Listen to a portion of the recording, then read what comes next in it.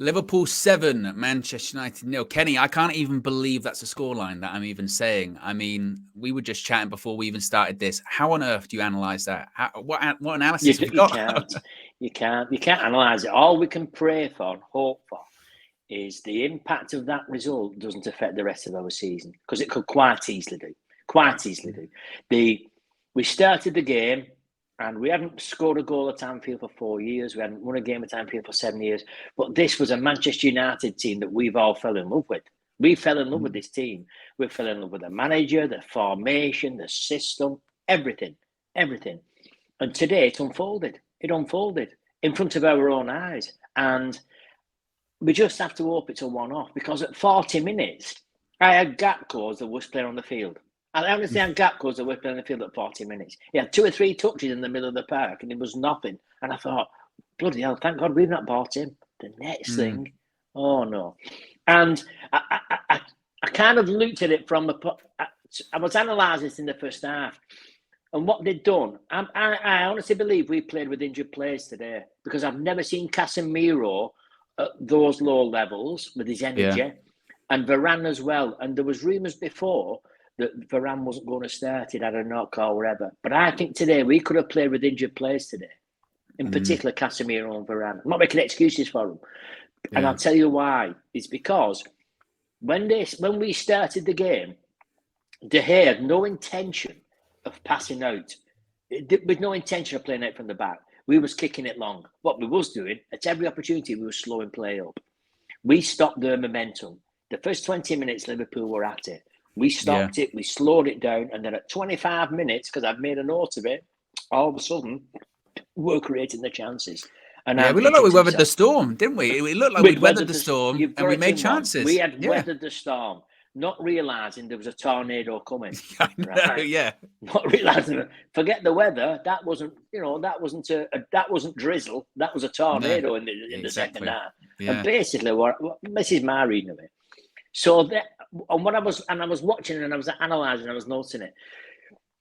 Very cleverly, they didn't want to come at Casemiro, and other teams have done it. They did not want to come at Casemiro. They didn't want to come down the middle. So what they did, they were playing out with Robertson and Salah, Trent Alexander, Firmino. They was playing on the wings. So their progression was not in the middle. So and what we did, and we counted it, we had 4 players on one side, 4 players on the other side. So as they transitioned over, then we was following them over with 3 and 4 players. Vegas, Bruno, they was going over. And we counted it. Salah, looked dangerous in the first half, but they didn't have a shot on target. When it showed you the stats at 40 minutes, we had 7 attempts on target. 7 attempts at goal, 3 on target. Liverpool had 4 attempts at goal, none on target at 40 minutes. I thought, we've got it. All right, we're not brilliant or whatever. It's not pretty football, but tactically, they was coming at us down the flanks and we was pressing on the flanks so they couldn't come inside. And it worked.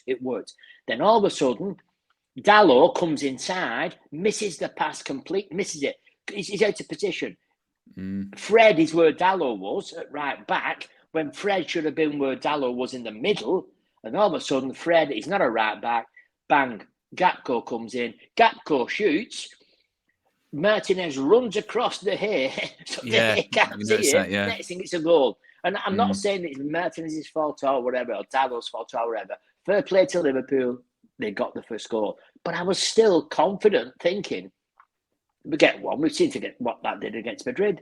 2-0 up against Madrid. Madrid come back and score 5. And I genuinely believed at half time we were still in that game, because I had us as being reasonably comfortable without overstretching ourselves or whatever. Liverpool looked shaky as anything at the back in the first half. They really did. And again, what we did was we allowed them the ball, right? So when Van Dijk had the ball, he's looking to pass it out to the right or whatever. And we had Vegas there, Bruno, etc. And we're all around them. And I'm thinking, one mistake from Van Dijk or whatever, and we've got them on the counter. I really believe that. But I still can't get my head around why was Bruno on the left. I couldn't understand it. The Bruno was on the left so he could accommodate Rashford at 9. He wanted Rashford at 9 down the middle, and it didn't work. It didn't work. And was he accommodating Anthony on the right? Because he normally plays Fernandes on the right and someone on the left, Rashford or whatever. But it just didn't work. For whatever reason, it didn't work. Then the second half comes. We started off, if you look at that second goal in particular, unlike the first half where De Gea starts to clear the ball, what he does, there's a pass to Varane, I think, it comes back to De Gea, goes out to Shaw, who's on the wing, and there was 2 players round him before he'd even got the ball. The next thing, Shaw loses the ball and we go 2-0 down. Shaw then tries to come inside, takes a weak effort. It bounced off him, and it was weak. Next thing is 2 down. Then all of a sudden, everything falls to pieces. Everything falls to pieces. And Bruno, I was embarrassed to say he's a Man United captain. I honestly was. He's kicking out at players. There was the young lad Elliot. He tried to tackle out and he missed him. He lashed out at him and let him run on.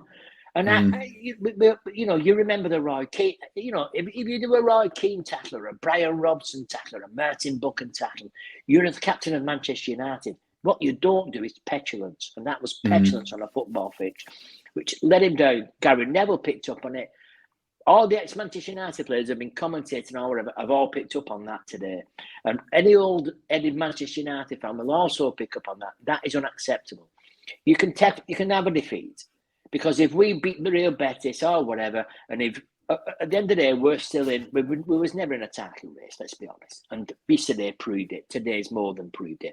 Now, if we don't get our act together, then we're going to struggle for that 4th place. Because the team that had momentum last year has got momentum this year. And they came at it last year and they've got that same momentum. They've got that same momentum, even though I thought they were brittle. I thought they were brittle up to 45 minutes. I did. I thought we could have had them. The embarrassing thing is with it, Kenny, is almost like we were chatting before we started this as well.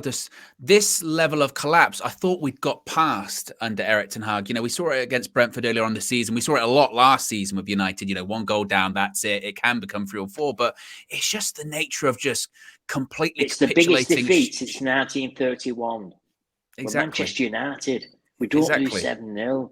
We didn't lose 7-0 under Rangnick. We didn't lose. We was embarrassed last year going off the pitch against Liverpool. Scored 9 against us last year. Yeah, exactly. I mean, to me, this is almost worse than last year because again, this is meant to be last year. It was almost like it was a bad United side. This is a good United side. That's the problem. Exactly. Last year. We thought at half time last year. We thought, we expected that.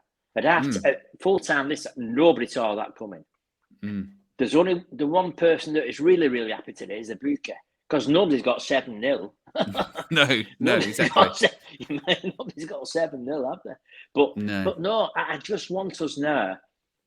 I can't wait for Thursday night to come, and I can't wait for next week against Southampton, because we have to show true colours. We have to show, and he's got to make some decisions. He has not to continue playing Delors. He's not got to do it. Delors is making too many mistakes. Wan-Bissaka is almost mistake-free at right back. And I predicted my team today. I predicted every position apart from Dalot. Because I see it, other people see it. It's got to see it. It's not, when you go to Anfield, it is not about having a fullback that's good on the break. It's about you are going under attack. You are going to be under attack for a lot of that game. You're at Anfield. This is not like any other ground. And you have your best defenders on.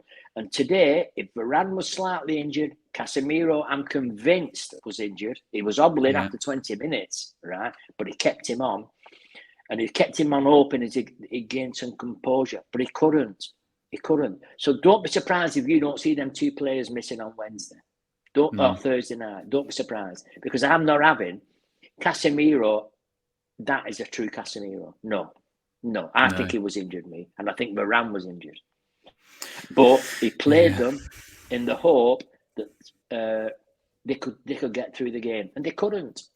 And fair play to Liverpool. Because if we were Liverpool supporters tonight, we would be ecstatic. We would not be thinking about. We wouldn't be thinking about. Well, we're going to Real Madrid have beat us 5-2. We're out of every trophy. This is Manchester United against Liverpool, and I'm looking at the bottom of the screen. That is 7-0. Do you know they are ecstatic? This is like them winning the Champions League. It's pure humiliation. Yeah, it's pure humiliation, and we have rubbed it in. Yeah, this is a game that will live forever as well. Social media. We'll never hear about. We'll always hear about this for years. For years and years and years. Yeah, we're doing the quadruple. They're out of every trophy. Klopp's going to resign. Or this, that, and the other. You're sold to many of this. You're rubbish in midfield. You're an aging team. Well, what are we? If that's an aging Liverpool team, what just put 7 past us? What are we?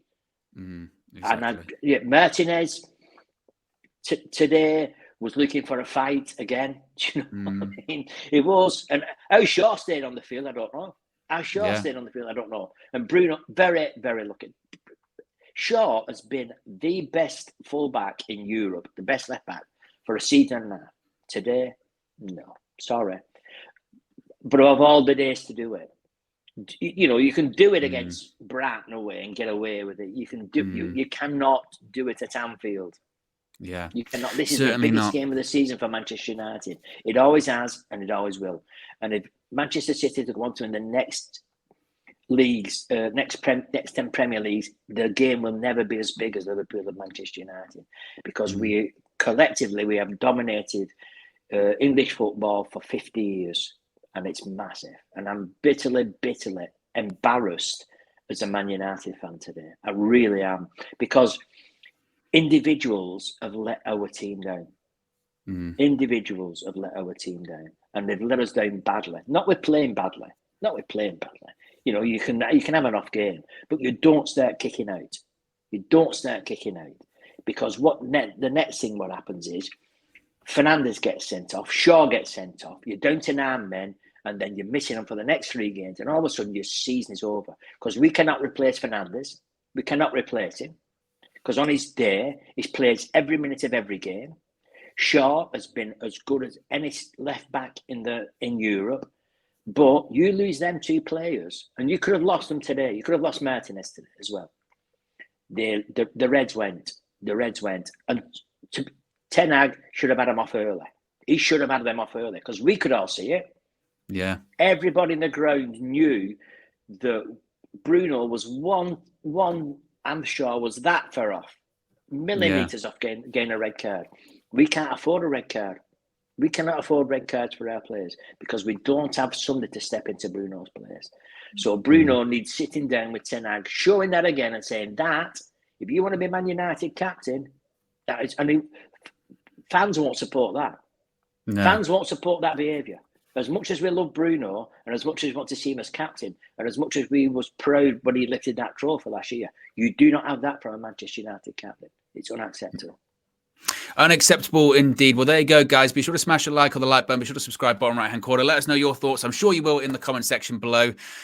An embarrassing and humiliating day at the office. We move on to Thursday and go again. Soon be Thursday. It'll soon...